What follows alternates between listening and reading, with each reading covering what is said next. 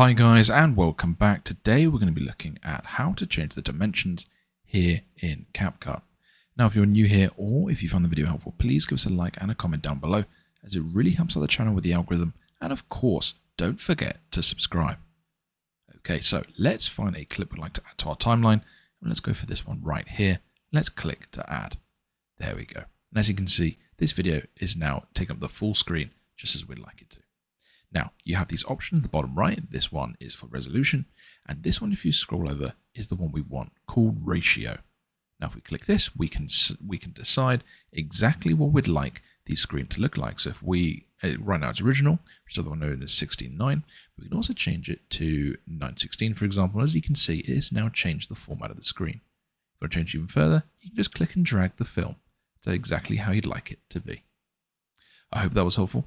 Thanks for watching. Don't forget to like and subscribe.